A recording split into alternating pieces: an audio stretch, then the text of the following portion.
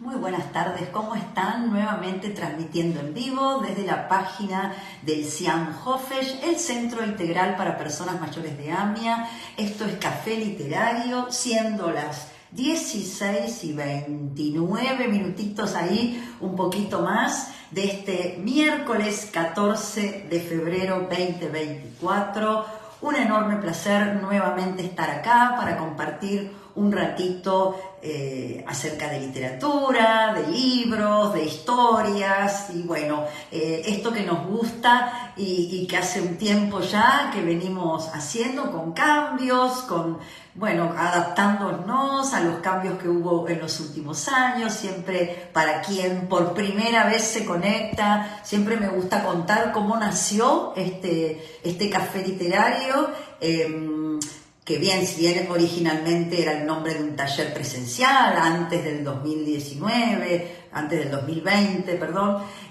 con la llegada de la pandemia y todo lo que ya sabemos que ocurrió, tuvimos que apelar a toda nuestra creatividad, a todo nuestro esfuerzo, tanto los que estábamos trabajando en el equipo como las personas que venían a este centro a disfrutar de distintos talleres, de distintas características. Y bueno, después de muchas pruebas y errores y aprendizajes y lecciones, este espacio sigue.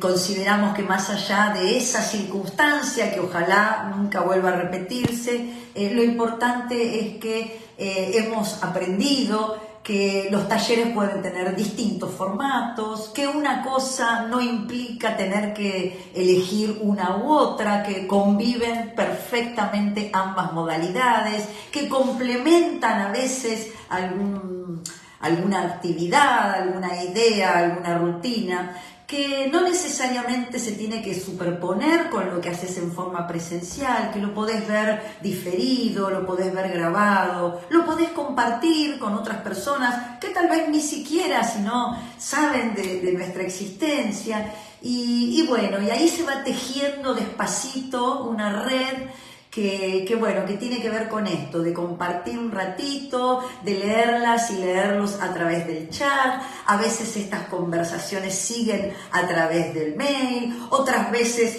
nos encontramos los viernes acá en el aula en forma presencial y retomamos algunas cuestiones que hablamos en estos vivos, como estilamos llamarlos.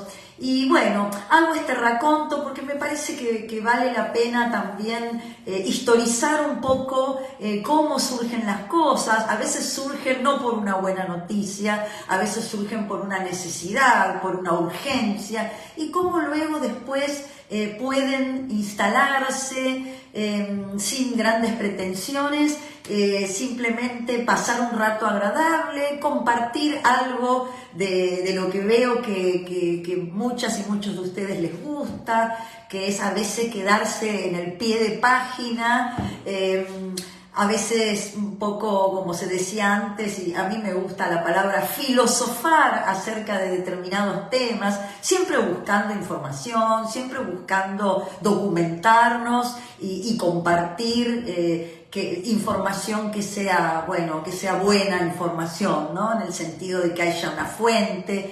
Y veníamos ya el miércoles pasado y el viernes también en el taller presencial, veníamos trabajando algo que fue tomando diversos nombres a lo largo de los años, que nació allá por los años 70 y que se llama la narrativa del yo, la escritura del yo, la literatura del yo. En este caso es el nombre que una nota de Infobae en su suplemento de cultura, ya del 2021, así que ya es una nota que tiene sus 3 años, para que vean de que esto ya viene siendo en los últimos años un tema nuevamente. Fue cambiando, como todo, puede mantenerse una idea, pero luego va incorporando, ¿no?, ese clima de época.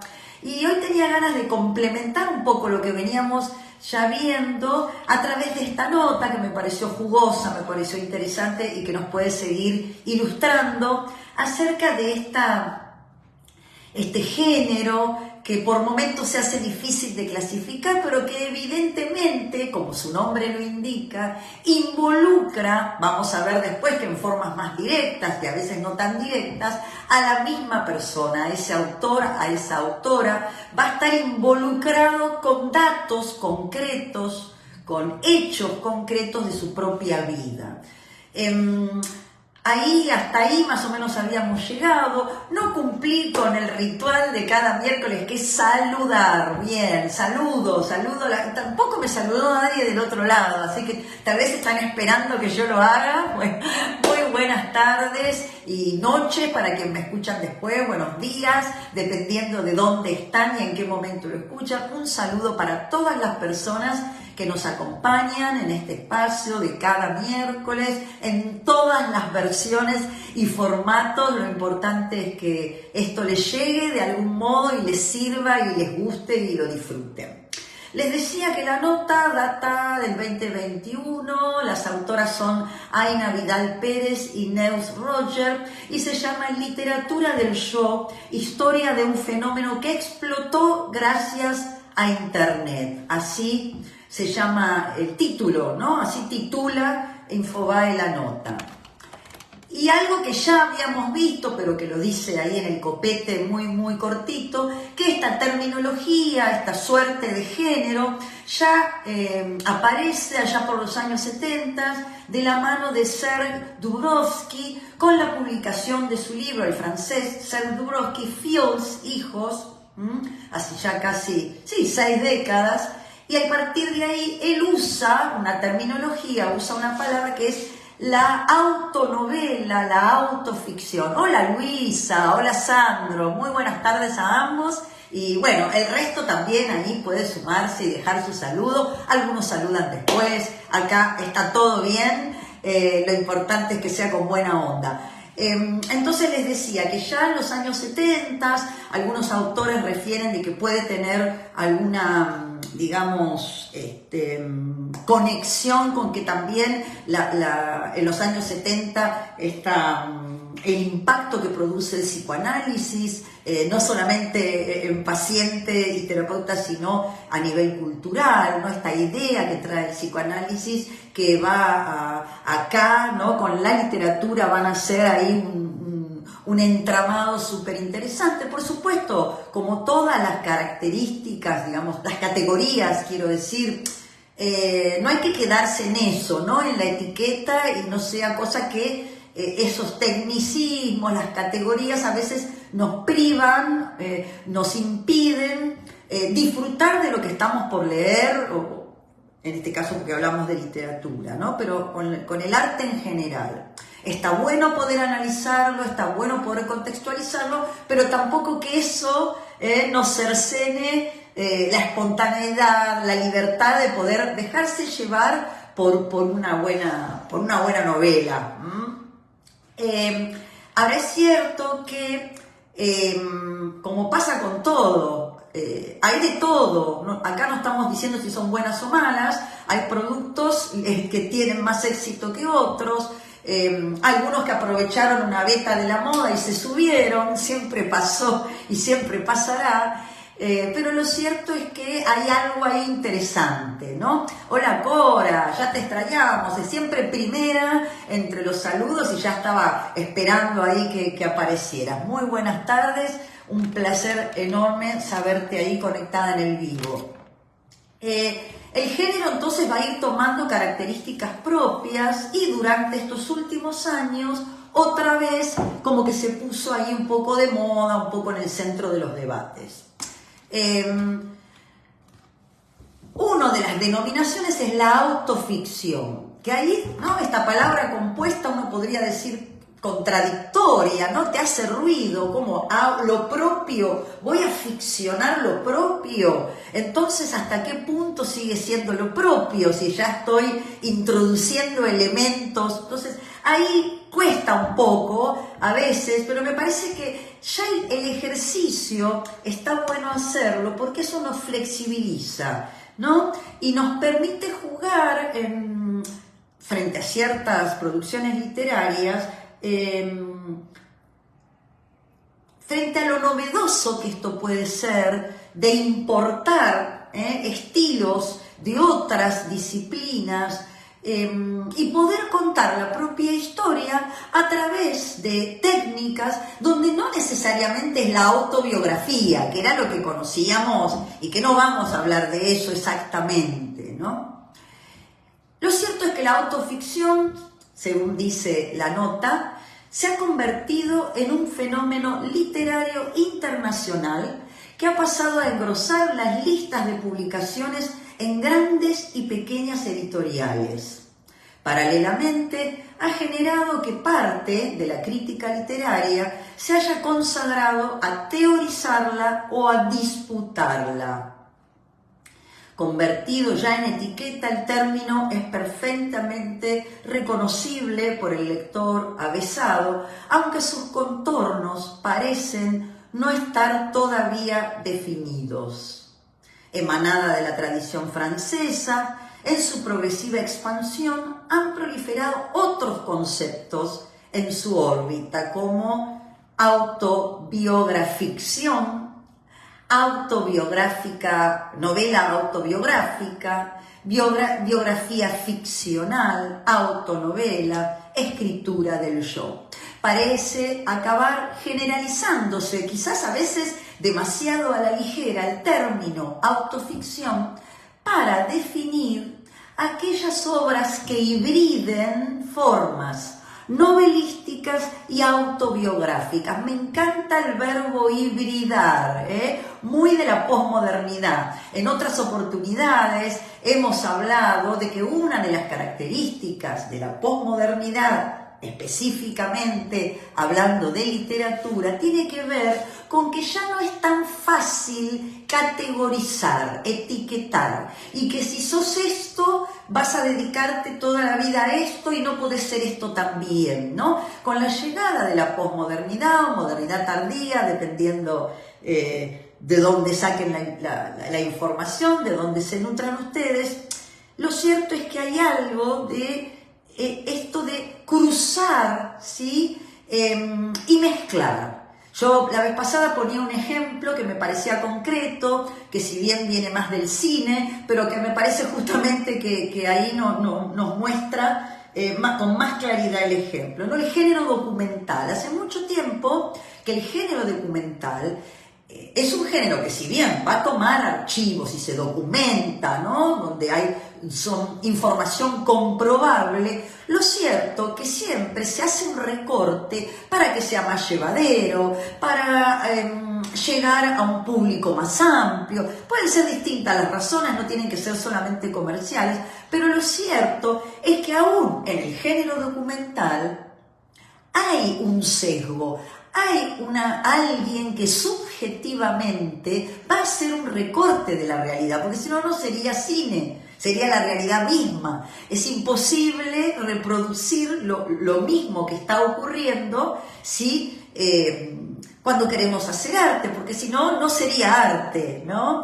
Esto, bueno, lo veníamos debatiendo y genera mucho debate y discusiones que a mí me encantan, porque, bueno, nos lleva a cuestiones medio filosóficas, ¿no? Va más allá de una categoría. Lo cierto que abre el debate esta hibridación, ¿sí? Donde más allá de la pregunta cuánto es desierto, cuánto es verídico, cuánto es verdad, lo importante es qué te cuenta esa obra, ¿no? Y si además de esa historia que se presenta en forma singular, como una autobiografía o como una autoficción, ¿qué te pinta de ese mundo que cuenta esa persona, ¿no? Y ahí es donde también las fronteras se hacen imprecisas. Uno podría decir en una primera instancia, para quien te agarra medio desprevenida, bueno, escritura del yo, ¿no? No va a faltar quien diga qué egocéntrico.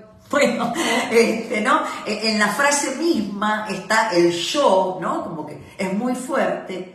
Pero por otro lado, cuando lees algunos, y ya próximamente vamos a dar ejemplos, no se preocupen, pero es como necesario tomarse estos cafecitos previos para meterse más de lleno y ya compartir con ustedes algunas recomendaciones, ¿por qué no?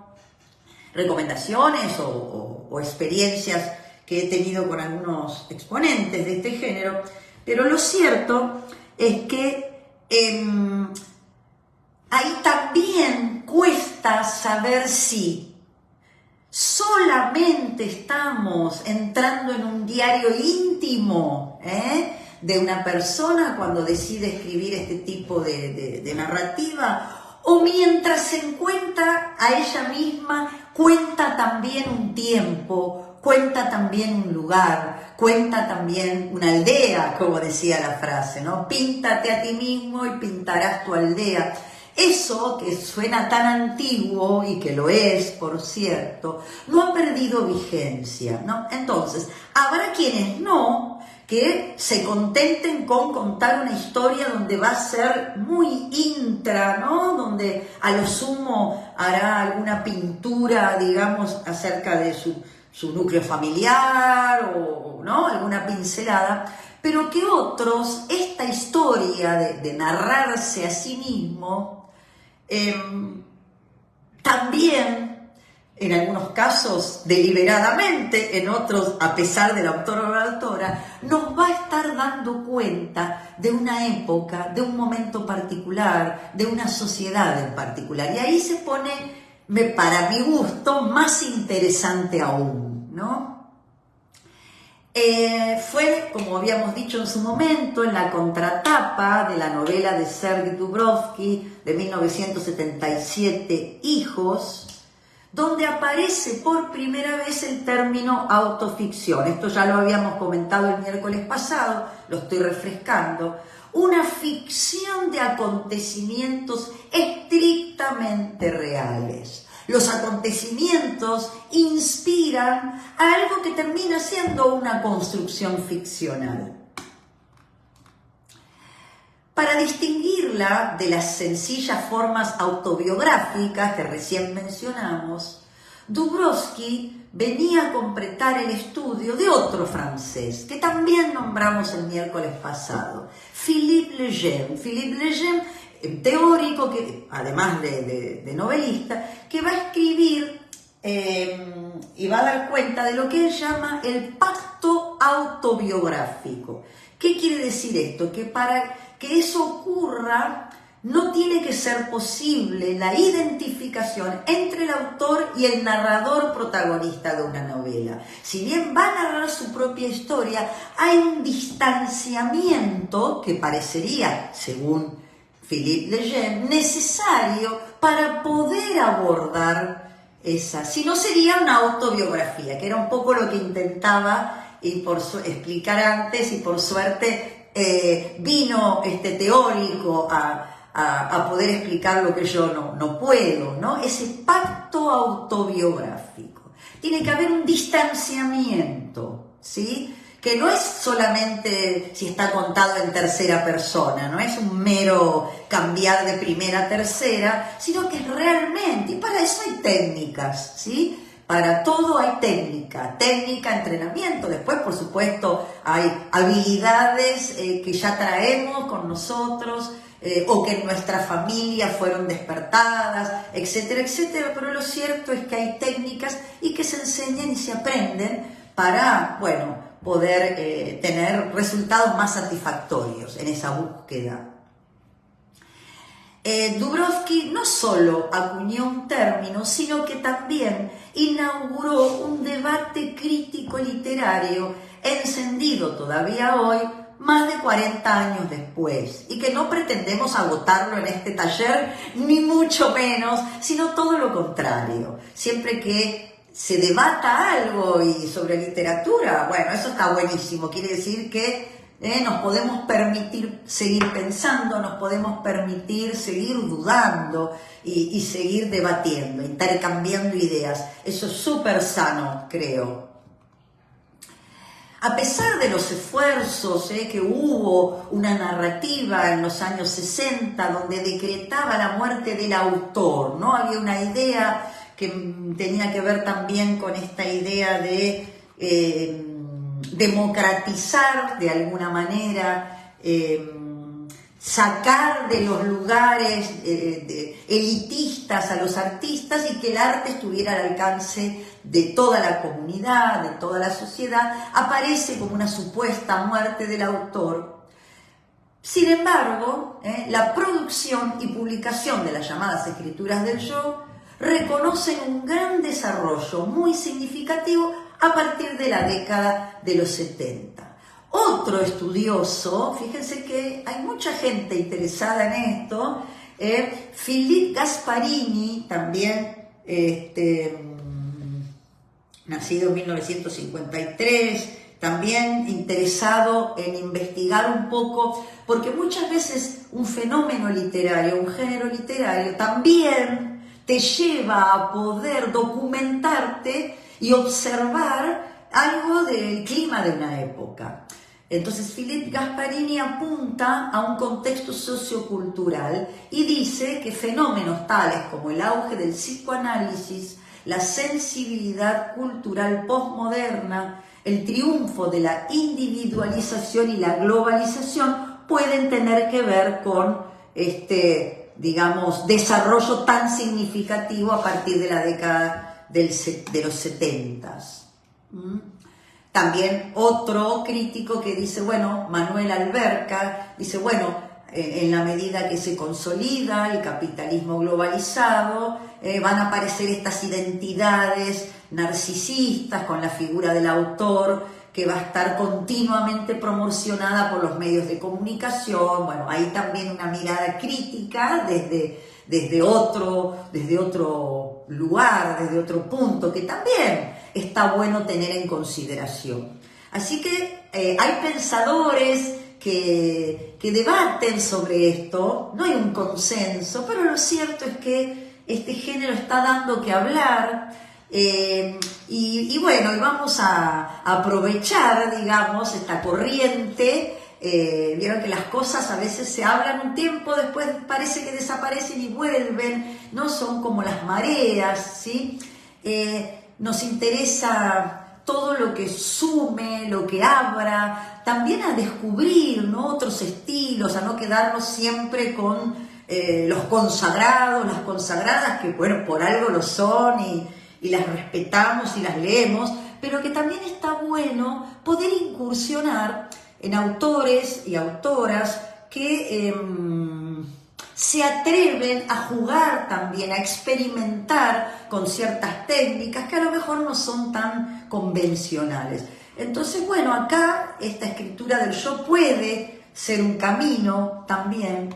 Y después, por supuesto, y lo pongo después no por menos importante, acá dice Cora, sí, yo necesito ejemplos para meterme más en temas. Sin duda, tenemos para mucho porque es muy amplio, así que próximamente, el próximo miércoles ya voy a ir con un texto, pero me parecía interesante poder abrir esto, que si bien puede resultar un poco más teórico, no hay que tenerle miedo a la teoría tampoco, siempre y cuando no lo podamos explicar con palabras actuales y que la mayor parte de la gente entendamos, ¿no? Pero vamos a buscar distintos fragmentos. Ustedes saben que no me puedo exceder con el tema de la lectura en el vivo, pero sí algunos fragmentos, y después si el material está digitalizado, en general el material que propongo sí lo está, así que siempre está mi mail para quien quiera más u otra cosa, ¿no? Este caminito del cafecito empieza a las 4:30 de la tarde, termina apenas unos minutitos antes de las 5, a veces a las 5. Hola, ¿qué tal? Sara, de Norma, también debe estar Ruli por ahí, me imagino, así que un saludo para ambos. No sé si todavía están en Córdoba, si han vuelto, también me pueden contar esas cosas, a mí me gustan.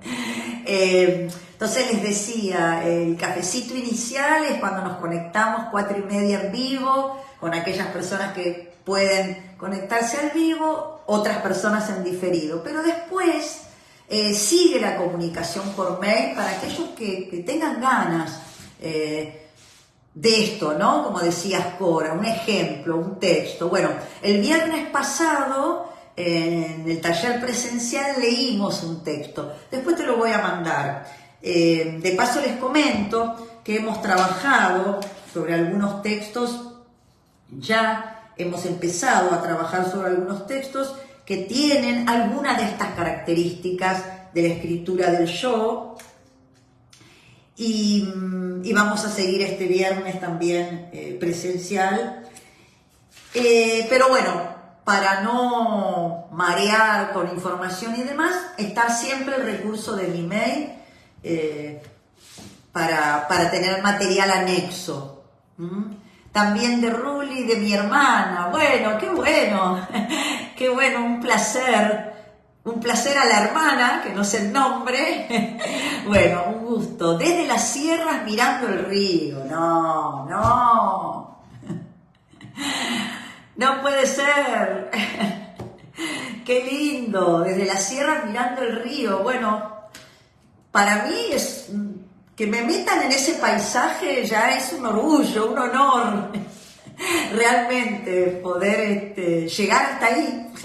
Así que bueno, no, en serio, enorme abrazo a los tres, y bueno, y después seguramente vamos a seguir con esto, y bueno, un poco para ir ya redondeando, no tener miedo a esta hibridación, que no solamente lo propone nuestra época como género literario, también lo vemos en el cine, lo vemos en la pintura, lo vemos en las prácticas cotidianas de cómo nos vinculamos las personas.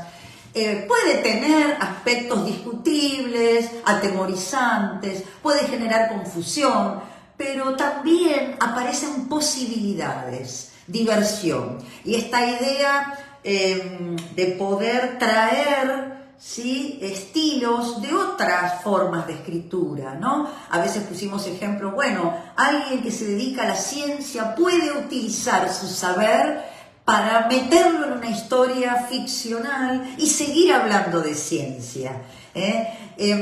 Nunca estuvo separado. Entonces quizás lo que propone un poco este género es un poco más de libertad, no encorsetarnos, ¿no?, en las categorías, que bueno, son necesarias las categorías para un ordenamiento, para un mercado que es necesario. Los libros están hechos para que alguien los compre, ¿sí? Los están hechos también para que alguien los consulte en una biblioteca, los preste, pero hay un mercado editorial que es necesario y que está bien y que necesita cierto orden para poder comercializar ese producto. A veces se critica mucho eso. A mí me parece que la idea es que se pueda producir, que grandes editoriales, pequeñas editoriales independientes, no solamente de la ciudad de Buenos Aires, el país es mucho más que la ciudad de Buenos Aires, que cada persona que quiera tener acceso a un libro pueda. Se está haciendo un poco difícil, pero bueno, vamos a también que reforzar nuestras propias redes, pedir ayuda. ¿Qué libro estaría en este género? Bueno, hubo uno que en este mismo Vivo, si vas un poquito más atrás, hablamos de testimonios, ¿no? Habíamos hablado de un libro de Lea Sahak, una sobreviviente de Auschwitz, que vive en la Argentina. Si te fijas en YouTube, los vas a ver más. Fíjate que hay Luisa, hay un Vivo que habla exclusivamente de eso y donde yo leo un relato, ¿no? Y ahí está ese ejemplo, que es un ejemplo. Después yo voy a plantear otros ejemplos que son completamente distintos, porque no es que por nombrarte uno vas a poder categorizarlos rápidamente, ¿no? Entonces, algo parecido nos pasó cuando nos pusimos a investigar un poquito y a trabajar en este taller acerca de la microficción, ¿no? Entonces, bueno, también, ¿qué es un microcuento? ¿Qué es un microrelato? ¿No? Entonces, bueno, hay distintas formas de definirlo. Lo mismo te va a pasar con esto. Ese libro que habla lo que llevo en mi mochila, no quiero citarlo mal, creo que es lo que llevo en mi mochila, perdón si me equivoco. Ahí tenés un ejemplo. Hay muchos ejemplos, prefiero ir con material concreto, ir mandándole, insisto otra vez, que a través de mi mail puede ser en privado una buena forma de que les mande algunos ejemplos, ¿sí? Pero ahí rapidito, si después querés pasarte un ratito por YouTube, ahí lo vas a poder tener. Bien, para ir cerrando, ya estamos ahí cerrando, ya estoy en horario. Lo cierto es, bueno, un ejemplo más que tengo acá y que está en la nota, mañana les mando la nota, para los que me ven o escuchan grabado, bueno, 24 horas después de este vivo. Enrique Vilamatas, escritor muy reconocido, tiene un libro que se llama, del 2003, París no se acaba nunca, donde él habla en primera persona, se presenta como lo que es un escritor que va a París a rememorar lugares míticos de la literatura y de su formación. Ahí tenés un ejemplo que es completamente distinto al anterior. Y otro ejemplo que da la nota también es Philip Roth, escritor norteamericano, un libro de 1988 que se llama Los Hechos, donde ahí se va a ir desdibujando esa autobiografía. Por eso evitamos llamarlo autobiografía, porque no es exactamente eso, sino que se va a meter en una reflexión, como dice la nota, metaliteraria, lo que está más allá de lo literario. Muchas gracias a vos, Luisa, y me encanta que me pregunten porque quiere decir que hay interés. Así que ustedes me pregunten, a mí me encanta. Lo sumo, puedo no dar la respuesta en el momento, pero eso me estimula mucho a seguir buscando.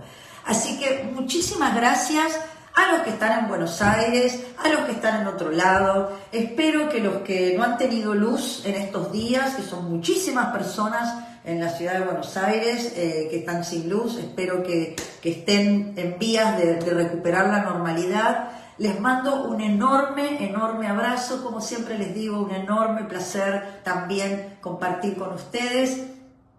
Hasta la próxima, nos vemos, que disfruten lo que resta de la tarde de hoy. Nos vemos pronto. Chao, chao.